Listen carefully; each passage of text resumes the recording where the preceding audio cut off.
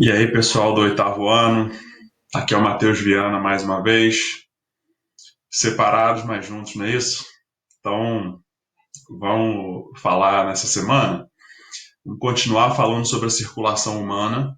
Semana passada a gente viu a anatomia, a gente viu as estruturas que compõem o sistema circulatório humano, e essa semana a gente vai ver a fisiologia, o funcionamento do sistema circulatório humano. Para o vídeo não ficar muito longo, eu fiz uma divisão em duas partes, em dois vídeos. A gente vai ver, vai estudar o funcionamento no primeiro vídeo, pausadamente, devagar, etapa por etapa. E no segundo vídeo eu vou fazer um grande resumo no mesmo slide. A gente vai ver aos poucos, né, as etapas, slide por slide. E no segundo vídeo eu vou fazer um resumão, porque são muitas informações, muitos nomes. Vamos começar então. A circulação humana, na verdade dos mamíferos no geral, mas enfim, aqui a gente vai focar no ser humano, é dividida em duas etapas. A circulação pulmonar, que é chamada de pequena circulação, porque afinal de contas sai do coração, vai para os pulmões e volta. Então é pequena circulação, ou pulmonar. E a outra circulação, obviamente, é chamada de grande circulação, ou circulação sistêmica, porque passa pelos outros sistemas do corpo, se você quiser pensar assim para ajudar a lembrar. Mas vamos lá então. Antes de tudo, vou trazer de volta aquele mesmo GIF que eu coloquei na semana passada, do coração batendo e da demonstração do caminho que o sangue faz dentro do coração. E a gente precisa entender o que significam dois termos. O primeiro deles é a sístole. Sístole é sinônimo de contração. Então, quando você ouvir falar em sístole, é a contração de alguma das cavidades do coração. Ouviu a palavra sístole, pensa em contração, contrair. A gente começa a falar da pequena circulação pelo ventrículo direito. Lembrando que ventrículo é a cavidade que fica abaixo, que lança o sangue para fora do coração, e que o lado direito do coração parece trocado aí porque é como se o dono do coração tivesse de frente para você. Só para relembrar. Então, quando o ventrículo direito entra em sístole, ou seja, quando ele realiza a contração, ele bombeia o sangue. Isso a gente já tinha visto na semana passada. Eu só queria trazer um detalhe aqui, que você deve ter reparado isso na semana passada, apesar de eu não ter falado, mas a cor está diferente dentro do coração. Então, o sangue do lado direito está azul e o sangue do lado esquerdo está rosa. O que acontece é uma representação do sangue venoso. Queria que você prestasse muita atenção nesse conceito, porque o sangue venoso dá a sensação, pelo nome, que é o sangue que passa em veias. Não é isso. O sangue venoso não é definido como o sangue que percorre as veias, apesar do nome dar essa impressão. Não erra isso. O que significa um sangue ser venoso? Significa ele ser rico em gás carbônico, que é o CO2. Então, sangue venoso é o nome dado a um sangue que é rico em gás carbônico. Então, repara que do lado direito do coração, o sangue está azul. E aí isso significa, na nossa legenda aqui, que ele está venoso, ou seja, que ele está rico em gás carbônico. Então, quando o ventrículo direito realiza a sístole, o sangue venoso que está dentro dele é direcionado, é bombeado para a artéria pulmonar. Cara, se é um vaso que está levando o sangue para fora do coração em direção a outro órgão, a outra parte do corpo, esse vaso é classificado como uma artéria. Nesse caso específico, essa artéria recebe o nome de artéria pulmonar. Por quê? Porque ela vai levar o sangue venoso. Repara, é uma artéria levando sangue venoso. Sangue venoso não é o que corre em veias, é o que é rico em gás carbônico. Então, a artéria pulmonar vai levar o sangue rico em gás carbônico, o sangue venoso, aos pulmões. Por isso o nome artéria pulmonar. Repara que sai um tubo só do ventrículo direito, um vaso só, depois ele se separa em dois, um para cada lado. Claro, você tem um pulmão de cada lado, pulmão direito e pulmão esquerdo. Uma artéria vai levar para o pulmão esquerdo, outra artéria vai levar para o pulmão direito.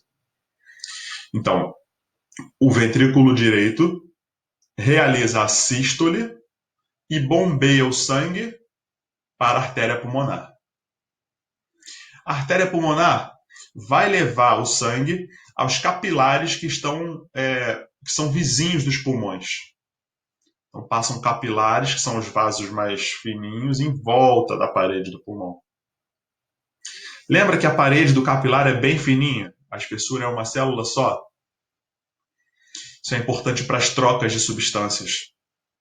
Então, como o sangue é rico em gás carbônico, o sangue que está indo para o pulmão vai rico em gás carbônico, quando ele passa pelos capilares dos pulmões, o gás carbônico sai do sangue e passa para o pulmão, para você expirar, jogar fora. Quando você inspira, entra oxigênio no seu pulmão. E aí o oxigênio consegue sair do pulmão e passar para o sangue, atravessando a parede do capilar.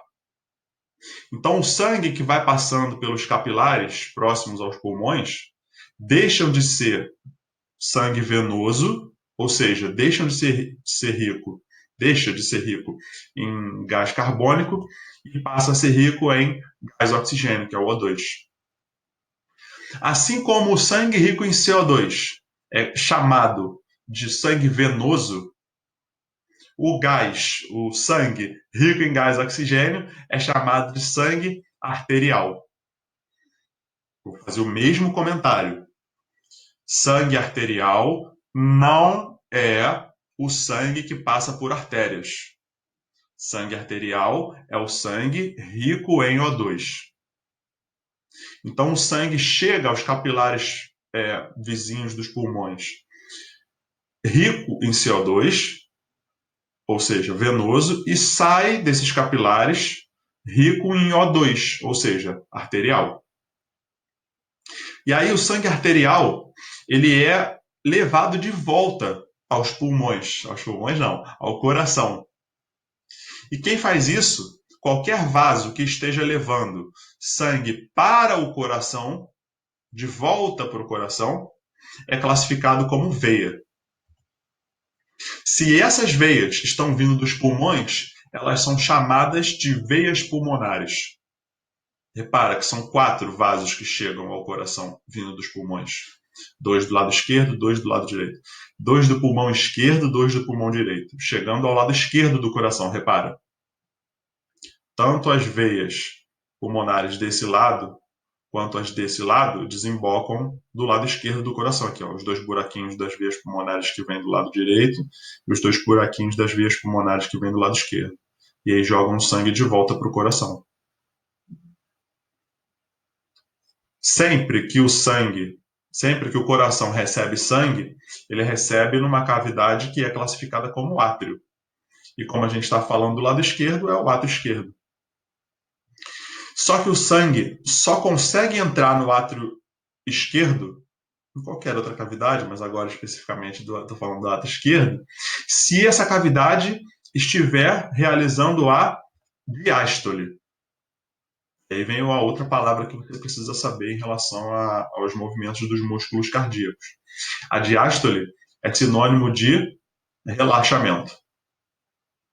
Então, o sangue só entra no átrio esquerdo se ele estiver em diástole, se ele estiver relaxado para receber esse sangue. Aí vem um comentário que é só uma tentativa de te ajudar.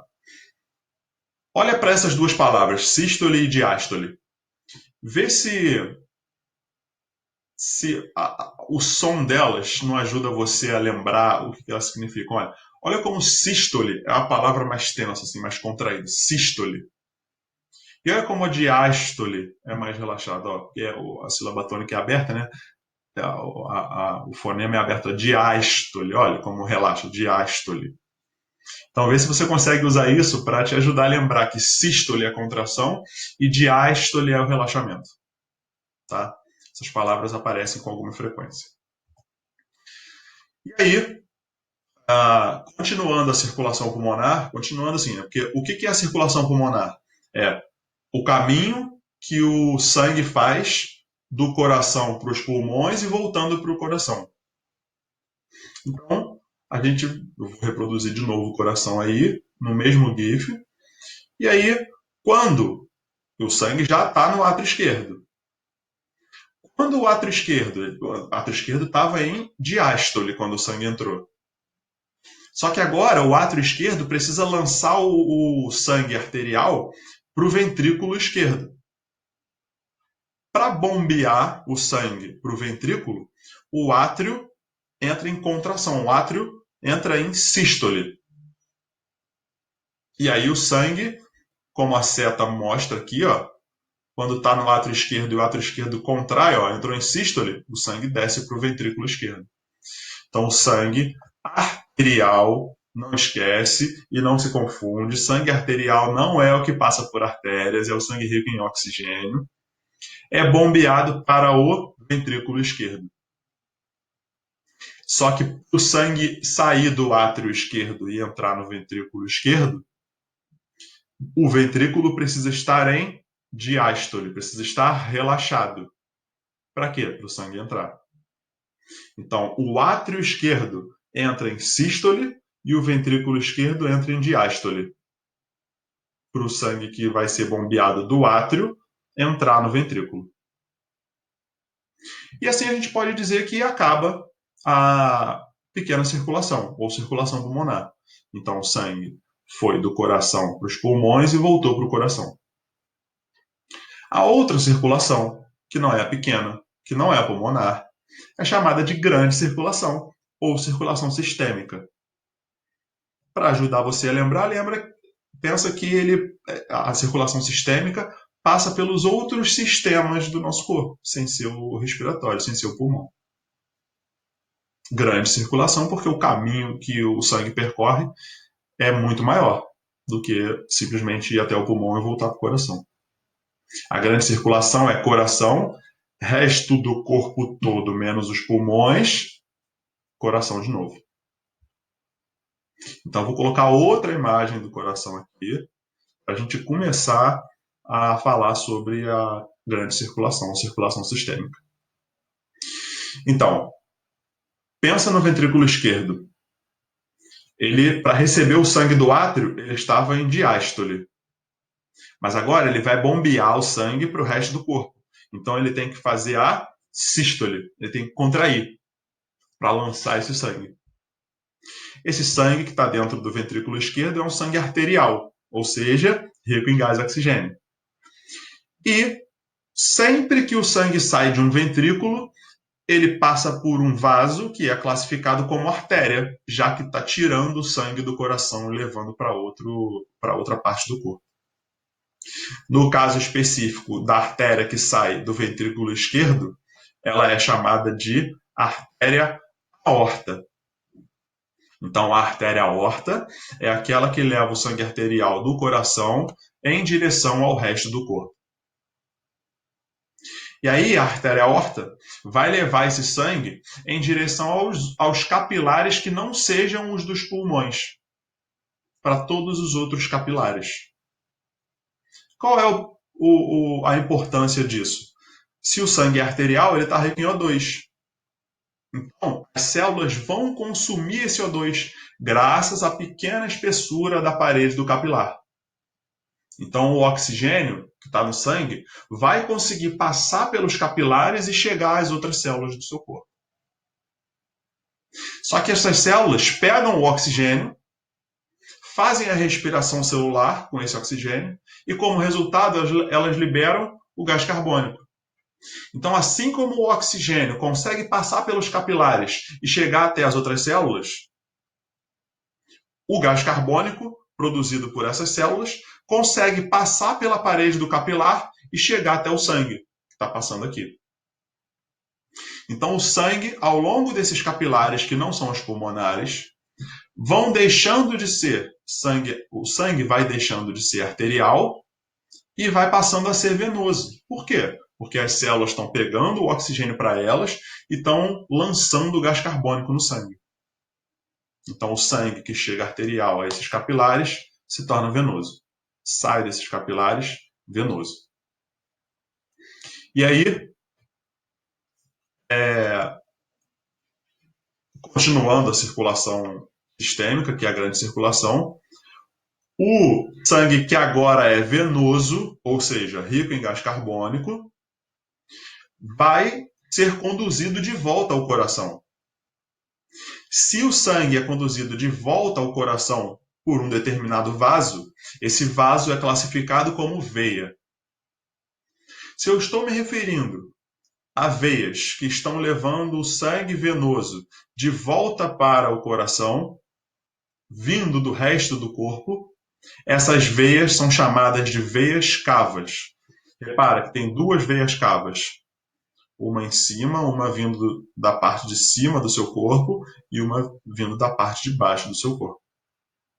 Essas duas veias cavas levam o sangue venoso de volta para o coração. Uma cavidade que recebe sangue de uma veia é chamada de átrio. Como a gente está do lado direito do coração, a gente está falando do átrio direito. Lembrando que o sangue só entra no átrio se o átrio estiver em diástole, se o átrio estiver relaxado.